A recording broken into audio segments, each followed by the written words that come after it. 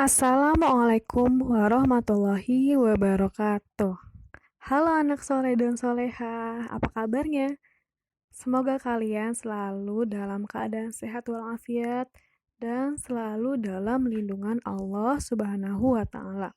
Amin, amin ya Rabbal 'Alamin. Bertemu lagi dengan Bu Fatimah pada pembelajaran akidah akhlak kali ini, masih dalam bab beriman kepada qada dan qadar Allah Subhanahu wa Ta'ala. Tapi kali ini Ibu akan menjelaskan mengenai macam-macam takdir serta hikmah beriman kepada qada dan qadar. Tolong simak dengan baik penjelasan Ibu hari ini.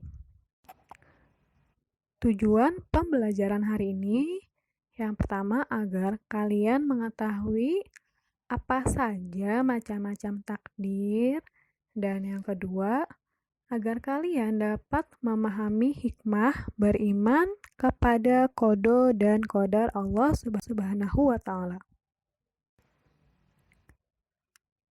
Yang pertama atau macam-macam takdir yang pertama yaitu takdir mu'allaq.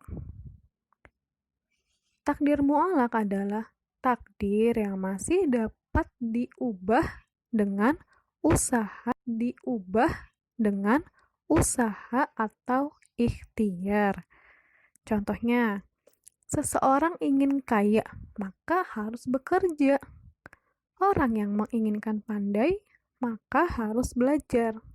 Jadi segala sesuatu yang kita inginkan tidak akan tercapai jika tidak dibarengi dengan berikhtiar atau berusaha. Atau contoh yang lain, ketika kalian ingin bisa mengerjakan ujian tengah semester dengan baik, kemudian menghasilkan atau mendapatkan nilai yang sempurna, maka kalian pun harus berusaha. Dan usahanya tidak bisa dengan cara sistem kebut semalam. Besoknya ujian, kalian baru belajar semalam. Itu mungkin hasilnya akan kurang maksimal. Tapi kalian bisa usahanya dari sekarang nih. Setiap pelajaran atau setiap pembelajaran yang diberikan oleh guru-guru kalian diperhatikan, dipahami. Jika ada yang masih kurang mengerti, kalian tanyakan. Sehingga nanti ketika ada ujian, kalian tidak akan pusing-pusing belajar semalaman, karena kalian sudah memahami di setiap pembelajaran yang diberikan oleh guru kalian tadi. Atau di sini dijelaskan, jika ingin kaya maka harus bekerja. Iya betul. Tidak mungkin kalian ingin memiliki harta yang banyak, tapi kalian tidak bekerja. Memangnya ada? Semuanya itu kan tidak ada yang instan. Semuanya perlu usaha. Misalkan nih, kita tubuhnya itu bau karena habis main sepak bola. Bisa gak tiba-tiba jadi wangi? Enggak kan? Perlu ada usaha. Usahanya apa? Harus lu pakai minyak wangi. Baru nanti badan kita menjadi wangi. Nah, sama. Apapun yang ingin kalian capai, tanpa ada usaha ya tidak akan bisa tercapai. Dan usahanya pun harus maksimal.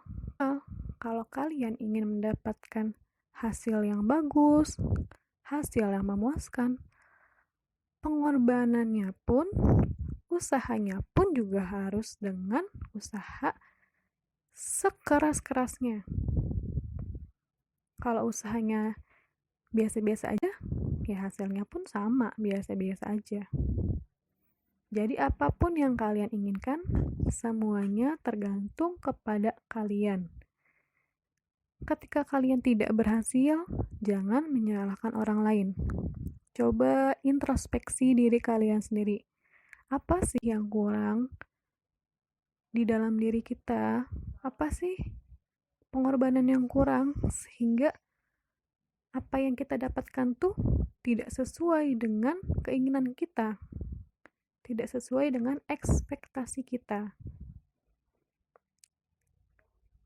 Jadi, tetap semangat untuk menggapai apa yang ingin kalian gapai, apa cita-cita.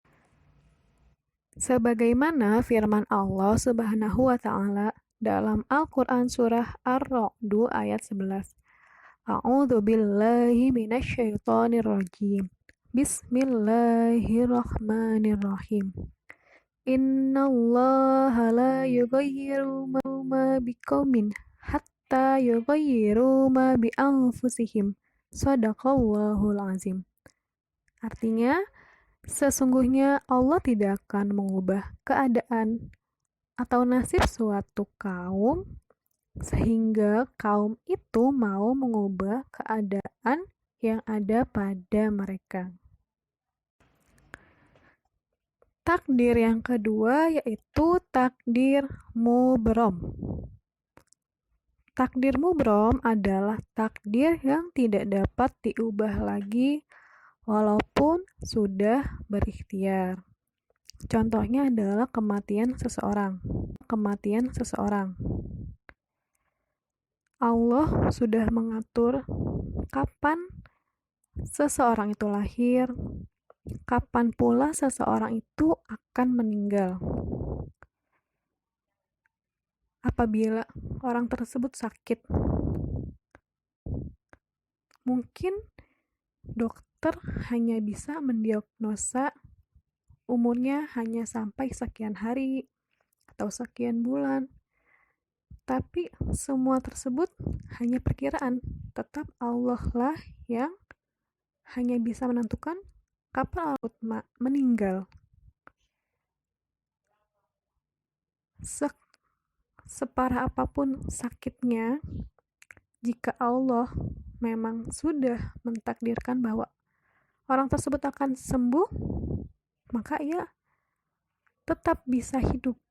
Tapi kalau Allah sudah menentukan nasibnya sederhana apapun sakitnya, kalau memang waktunya sudah meninggal, maka orang tersebut pasti akan meninggal. Berbeda dengan yang namanya bunuh diri.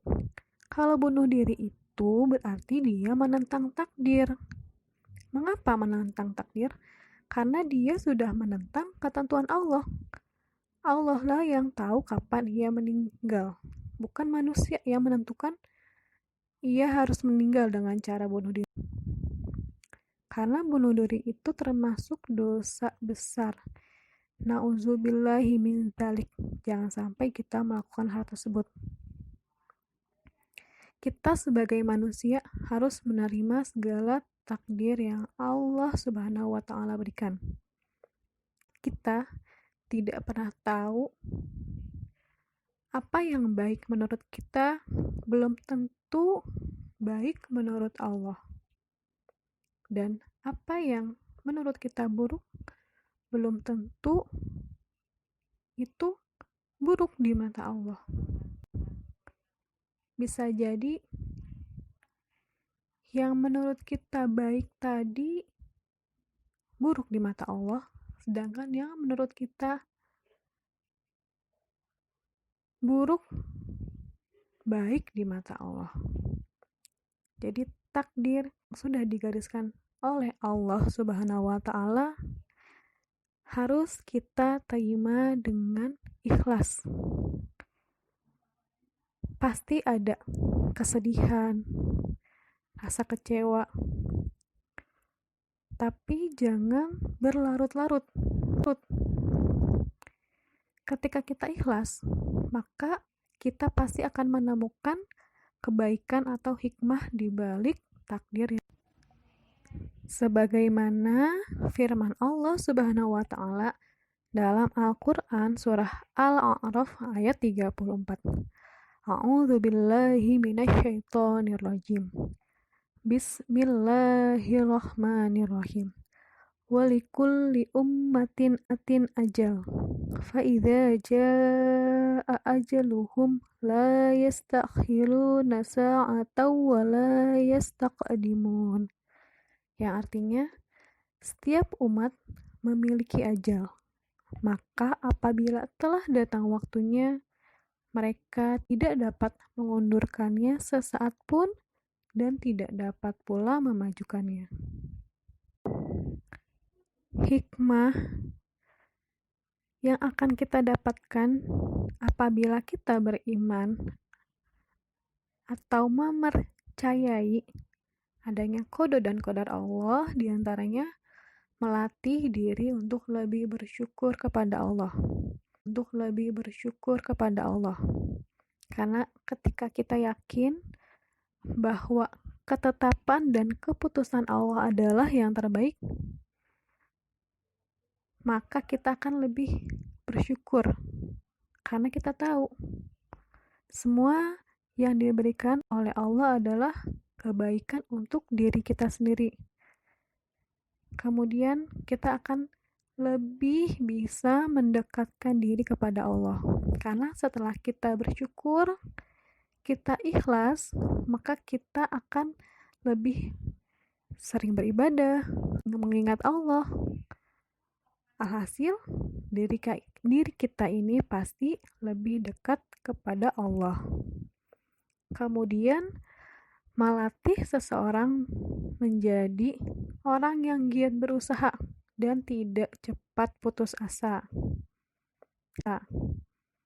Karena kan tadi kita sudah belajar nih, ada takdir mu'alaq. Takdir yang bisa diubah jika kita mau berusaha. Karena kita yakin ketika kita giat berusaha, Allah pasti akan memberikan yang terbaik. Jika kita beriman dengan hal tersebut, mempercayai dengan hal tersebut, kita akan selalu berusaha walaupun kita mengalami kegagalan berkali-kali. Karena manusia yang hebat itu adalah manusia yang ketika ia gagal, tapi ia selalu bangkit kembali. Selanjutnya, menghindarkan diri dari sifat sombong. Ini betul sekali.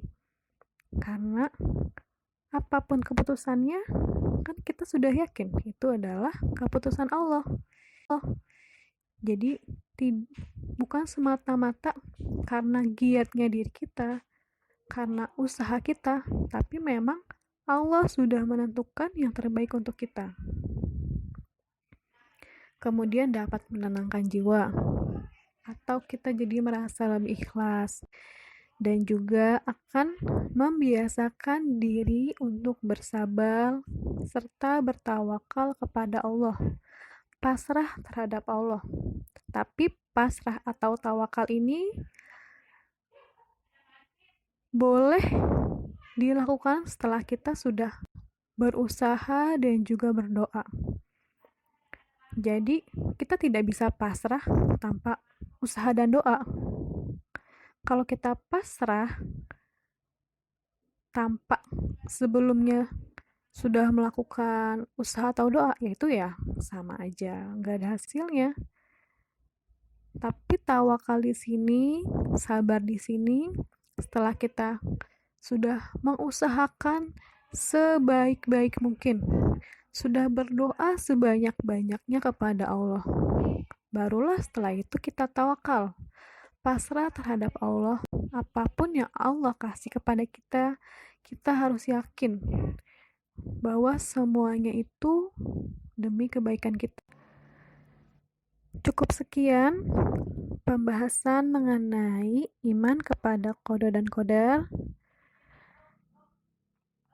Ibu yakin pembelajaran kali ini amat bermanfaat, baik untuk kalian, baik juga untuk ibu.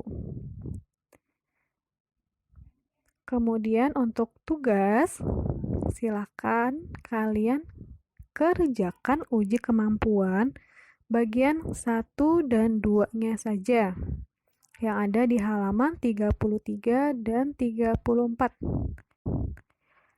Jangan lupa setelah selesai mengerjakan, kumpulkan tugas ke wali kelas kalian masing-masing.